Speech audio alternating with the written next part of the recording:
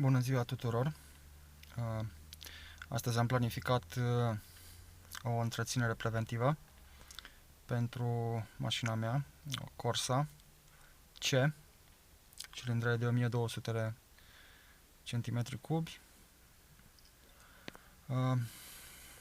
Datorită faptului că am observat că maneta de schimbare a semnalului funcționează destul de greoi, agață foarte puțin. Asta înseamnă că unsoarea pusă în fabricație nu-și mai face efectul. Vizibil nu e niciun fel de problemă, dar fiind un tipicar convins, am decis să o desfac și să o curăț, să o gresez și să o montez înapoi. Și dacă tot am ajuns în stadiul ăsta, am zis să fac și un video să vă arăt și vouă ce și cum. Cu ocazia asta, bineînțeles că am să desfac și maneta ștergătoarelor de parbriz, să o curăț și să o gresez și pe asta. Să procedăm la fapte, deci o să pornesc mașina. În primul rând vreau să cer scuze pentru că calitatea filmării nu o să fie cine știe ce. Sunt un lup mai singuratic și fac și filmarea și desfacerea bordului, desfacerea părții din fața bordului. Bun. O să pornim acum mașina să putem să trecem la treabă.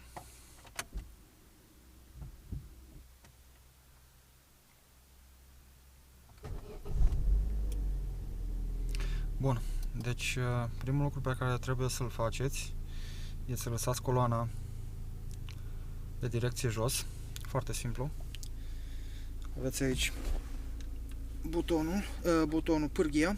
Se trage, eu am desfăcut plasticul ăsta să nu mai am treabă cu el. Bineînțeles că l-am și o să-l montez înapoi. Deci tragem de ea în jos. Da? S-a eliberat. Lăsăm volanul în jos. Virăm dreapta 90 de grade. Așa. Și avem aici o clemă, la mine e aproape ruptă. Avem o clemă.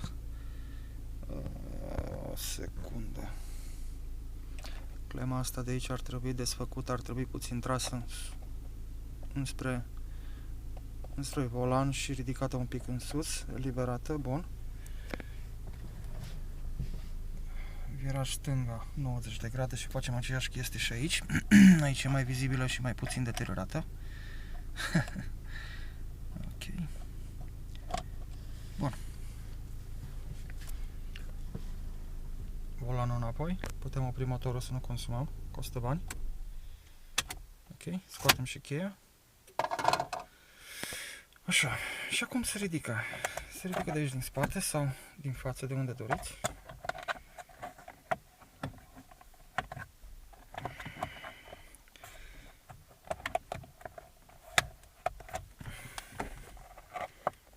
Se pare că aici s-a capsat din nou.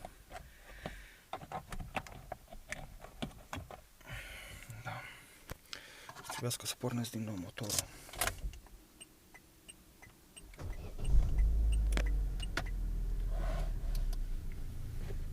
Ok. Perfect. Deci, cam asta e. Da? La mine se pare că o să trebuiască să aplic o serie de întrețineri corective, nu preventive. Cam asta e treaba.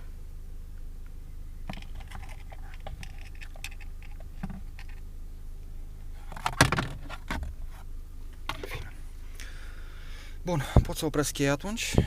Opresc motorul, pardon. Ok. Avem aici cauciucul ăsta de protecție. Ok. Pur și simplu îl scoatem afară. Bun, jos aici avem un șurub pe care trebuie să-l desfacem. Ăla o să îl desfaceți voi, eu l-am desfăcut deja. Îl am aici. Aici un șurub și din coace alt șurub. Da? Bun. Să desfacem șuruburile astea.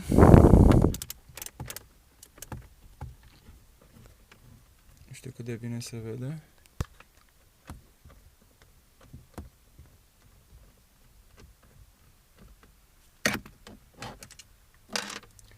Unu. Și al doilea.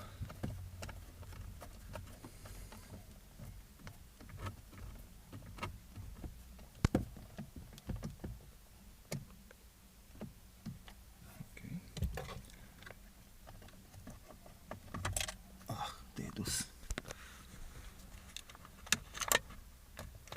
Okay. Bun. Acum o să trebuiască să desfacem asta de aici. Se poate face aici în spate, e puțin ținută. Se ține într-un colț, așa. Frumos.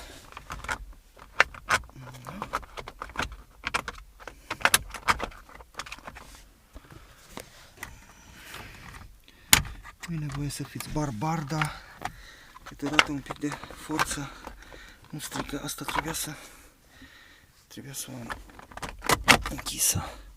Deci asta trebuie închisă. Pârghia trebuie închisă ca să o puteți să scoateți. E ok. Bun, asta am scos-o. Aici trebuia să am un arc. Nu știu cât se vede că e destul de seară. E 5 trecute. Deci arcul ăsta trebuia să fie și în partea asta altă aici. Probabil că mi-a căzut pe jos. În fine, o să-l găsesc, nu-i problemă. Bun. Deci asta am dat-o jos. Cam atât. Deci aici vine șurubul. 3 șuruburi în total. Aici, 1. Aici și aici. Perfect. Bun. Acum avem 2 manete de scos. Da? Să mă poziționez un pic. Așa. Avem aici. Tragem asta în spate. Și avem aici. Clema asta se lasă în jos, da? Și jos avem aceeași chestie. Da? Doar 2 cleme. E pe o șină. Ghidaj. La montaj doar se împinge. Se închide înăuntru. Se scoate asta. Așa. Aici avem carcasa cu firele. Avem și o siguranță albastră. Siguranța albastră se trage în sus. Op. Cam greu cu o singură mână. Așa. Ar trebui să știu chestia asta pentru că la urma urmei din 2002 și până în 2006 am lucrat pe cablajele astea. Le-am construit la Delphi Packard, România, Sfânt Nicolau Mare. S-au făcut cablaje de Combo și de Corsa. S-au făcut și de Meriva, dar eu am lucrat pe Corsa, deci ar trebui să știu chestia asta. Poftim. Deci ăsta e întrerupătorul. E maneta, pardon, de schimbat de semnal. Foarte simplu, nu? Puțină îndemânare, timp și dorință. Aceeași chestie se întâmplă și în partea cealaltă. Aici avem la fel clicul acela. Am apăsat. Jos la fel. Și l-am scos. Da? Siguranța albastră. Și l-am scos. Op, s-a dus. Bun. Asta e carcasa pentru airbag. E ok să fie lăsat aici, nu e niciun fel de problemă dacă o scoate. Se scoate în felul ăsta. Se împinge de aici. Trage afară. Se trage de siguranța asta afară și atunci ea iasă singură. Da, mai bine o lăsăm aici.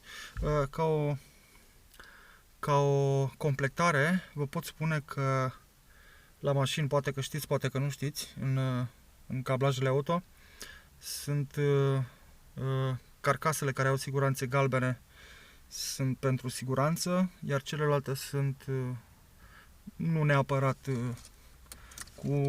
cu vreo însemnătate, dar carcasele cu galben și cu roșu sunt întotdeauna de siguranță și cum să zic, de o mai mare importanță decât celelalte. Bun. Pe cam atât ar fi de spus. Deocamdată. O să trebuiască să le și scot acolo, nu cred că o să mai pot să fac un tutorial sau, în fine, o mostră de lucru. Cam așa arată.